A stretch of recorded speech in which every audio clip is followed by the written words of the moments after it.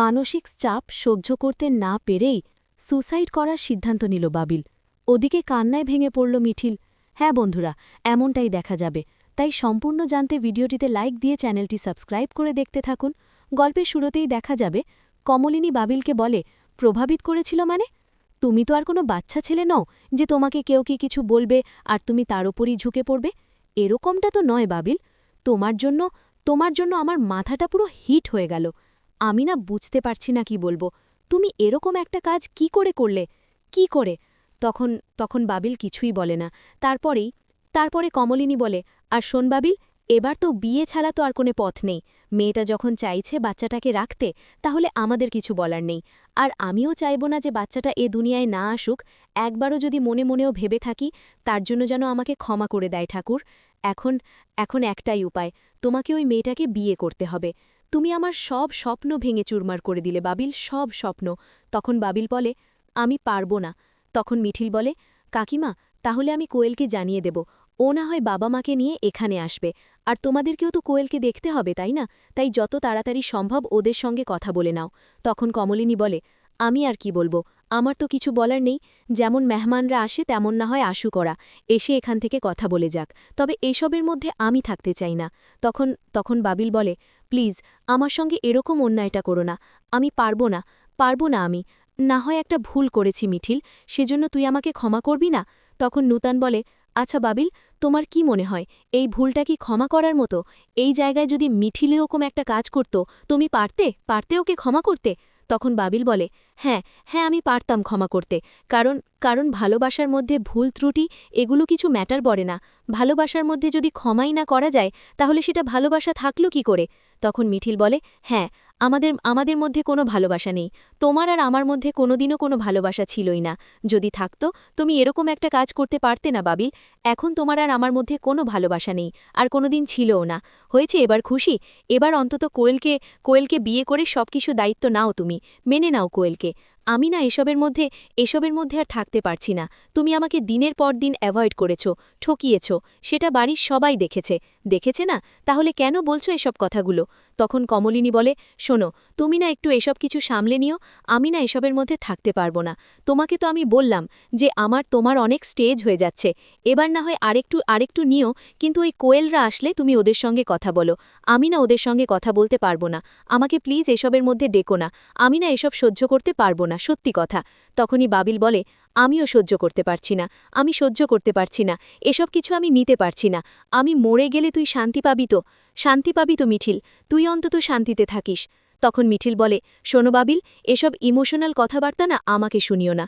আমাকে শুনিয়ে কি হবে বলো তো? তুমি কি করবে না করবে সে তোমার ব্যাপার, কিন্তু এখানে আমার তো কিছু করার নেই। তুমি একটা মেয়ের জীবনটা নষ্ট করেছ, আবার কিনা এসব কথাগুলো বলছো। শোনো, তোমার সঙ্গে যদি এই মেয়েটার বিয়ে নাও হতো না, তাও না তোমার সঙ্গে আমি কোনো রকম কোনো সম্পর্কে জড়াতাম না। কারণ আমি তোমাকে অনেক বিশ্বাস করেছিলাম।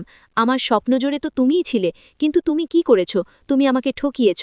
তুমি আমাকে হার্ট করেছ। দিনের পর দিন তুমি আমাকে অবহেলা করেছ।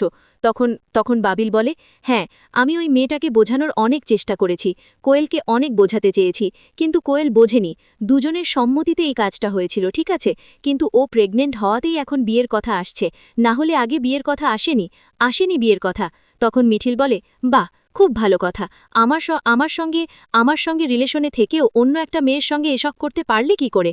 আবার কিনা এসব কথা বলছো, এখন আবার মেয়েটাকে বিয়েও করতে চাইছো না। যাক, ভালোই বলেছ। শোনো, এসবের মধ্যে না আমি থাকতে চাই না। তখন এই বলেই মিঠিল চলে যেতে লাগলেই বাবিল বলে, মিঠিল প্লিজ তুই শোন। তখন মিঠিল হাত জোর করে বলে, প্লিজ বাবিল, এসবের থেকে না আমি মুক্তি চাই আমি। এসবের মধ্যে আমি আর থাকতে চাই না। কারণ আমি তোমাকে আমার নিজের থেকেও বেশি আপন ভেবেছিলাম। আমার বন্ধু বলো, সব কিছু বলো, তুমিই ছিলে। কিন্তু তুমি আমার বিশ্বাস সব কিছু ভেঙে চুরমার করে দিয়েছ। তুমি না আমার মধ্যে আর কিছু রাখোনি। তুমি বুঝতে পারছো না? এসব কথাগুলো যতবার উঠবে ততবারই আমার ভিতরে রক্তক্ষরণ হচ্ছে। তখনই নূতন মিঠিলকে বলে, মিঠিল, মা, শান্ত হ। তখন মিঠিল নূতনকে জড়িয়ে ধরে কাঁদতে থাকে। তখন নূতন বলে, মিঠিল, মা, আমার যদি ক্ষমতা থাকতো না, এই যে সময়টা, এই সব কিছু তোর জীবন থেকে আমি মুছে দিতাম। কারণ আমি তো জানি এই সময়টা পার করতে তোর কতটা কষ্ট হচ্ছে। তো এই কথাগুলো যতবার ভাববি ততবারই তোর অনেক কষ্ট হচ্ছে। সেটা আমি বুঝতে পারছি মা, কিন্তু কি করব? তুই একজনকে দিয়ে সবাইকে বিচার করিস না মা। তখন মিঠিল বলে, না নূতন কাকু, বাবিল এরকম করছে বলে যে আমি সব ছেলেকে অবিশ্বাস করব তেমনটা তো নয়। তুমি তো আমার চোখের সামনে আছো, তোমাকে তো আমি দেখেছি, তাহলে তোমাকে দেখেই আমি সবাইকে কি করে অবিশ্বাস করি বলো তো? তুমিও তো আর 5টা ছেলের মতো নও, তুমিও তো পুরুষ মানুষ, তুমি তো কাকিমাকে ছেড়ে কোথাও যাওনি। আর তাছাড়া আমার জীবনে তোমার মতোই কেউ আসবে, আমি জানি কেউ না কেউ অবশ্যই আসবে আমার জীবনে তোমার মতো, যে কিনা আমাকে তোমার মতো করে আগলে রাখবে।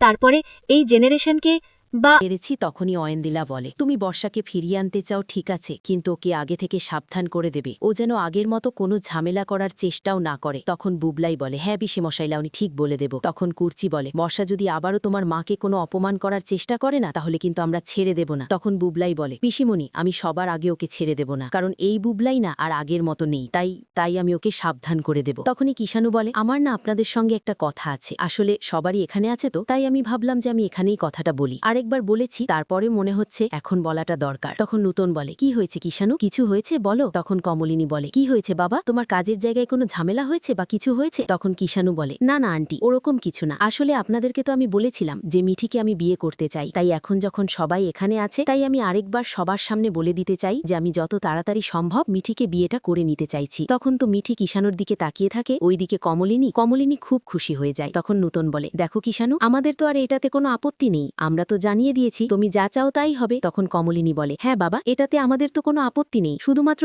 মিঠি যা বলবে তাই হবে। তখন মিঠি বলে, সবই তো ঠিক আছে, কিন্তু আমাকে প্লিজ তুমি দয়া করো না। তখন কিষাণু বলে, কিছু বলো না মিঠি, তোমার কি মনে হয় যে আমি তোমাকে দয়া করছি? আমি তোমাকে ভালোবাসি মিঠি, আমি তোমার ভালোবাসাটাই চাই, আর আমি তোমার ভালোবেসে তোমার পাশে থাকতে চাই। তাহলে কেন তুমি বারবার করে বলছো যে তোমাকে আমি দয়া করছি? এই নিয়ে তো আমাদের কথা হয়ে গেছে, তাহলে আমাকে কেন তুমি এভাবে কষ্ট দিচ্ছ? আমি যত তাড়াতাড়ি সম্ভব আমি তোমাকে বিয়ে করে নিতে চাই। তখন মিঠি বলে, তাহলে বলবো না কেন বলো? দয়া করো না, সেটাই সাবধান করে দিলাম। আর তোমাকে কি আমি বলেছি যে এত তাড়াতাড়ি তোমাকে আমি বিয়ে করতে চাই? তখন বড় ঠাম্মি বলে, তোমার খুব ভালো হবে বাবা, তোমার অনেক ভালো হবে, দেখো তুমি আমাদের মিঠিটার পাশে এসে যেভাবে দাঁড়িয়েছো, তোমার না খুব ভালো হবে, আমি তোমাকে বলছি।